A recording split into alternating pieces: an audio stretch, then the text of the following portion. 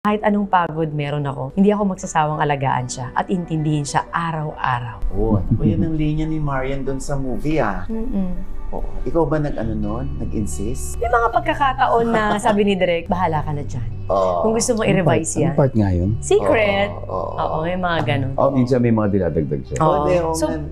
promise ko talaga sa kanya yun eh. Kasi alam kong malaking factor sa kanya na pagpagod na pagod siya, kailangan nakikita niya nandyan ka for him. Ano ang pwedeng ipayo ni Dingdong at ni Marian para mas maging solid, mas tumagal, at mas maging forever pa ang samahan ng magkarelasyon? Feeling ko kasi iba-iba yung formula per couple, iba yung dynamics. So what we can share right now, siguro are the things that we have proven na tumama doon sa aming relasyon. And going back to what I told you a while ago, malaking bagay na meron kaming fear of the Lord. Kasi kung yun talaga yung nasa sentro, yun talaga yung gagabay. Marami talagang pagkakataon na po pwedeng malihis. Pero kung babalik ka sa core na yun, yun talaga yung guiding principle. Dapat malinaw talaga na ang master mo ay yung nasa taas. Siya talaga. Siya lahat. Kahit anong gawin mo, kaya mo ayusin na feeling mo sa sarili mo, ay maayos natin ganito. Kung walang guidance ng taas, wala eh. Siya pa rin talagang masusunod sa kahit anong mangyayari sa buhay niyong dalawa. So, kailangan talaga kumakapit kayo sa kanya. At sinasabi ko nga palagi, wala namang perfect relationship eh. Wala talagang ganun eh. Pero pwede niyo i-work out yan together na wala namang hindi nakukuha sa magandang pag-uusap, sa trust and love, tsaka lahat ng bagay na pag-uusapan ng maayos. May mga pagkakataon sigurong mapusok ka kasi galit ka, pero yun yung natutunan ko kay Dong eh. Pag galit ka, matuto kang wag mo na magsalita, matuto kang wag mo nang kumibo, kasi minsan may mga salita kang binibitawan na hindi mo na pwedeng ibalik. Na pag nabigay mo na yun, nasaktan mo na yung tao, paano mo pa papagalingin yung sugat na nasabi mo na yun? Nasabi mo na, hindi mo na pwedeng bawiin. So, mas maganda siguro na in every relationship na kapag galit ka, matuto ka muna na, sandali, tigil muna ako, isipin ko muna. Tama ba tong sasabihin ko? Masasaktan ko ba siya? Maaayos ko ba to pag sinabi ko to? Kasi once na nagkamali tayo at nabigkas natin yan, baka lalong mag-damage, mas lalong hindi natin maayos yung problema. So, matuto tayong tumahimik na muna. Ngayon, pag galagang galit ka at decided ka na ayaw mo na, go for it. Diba? Gawin mo.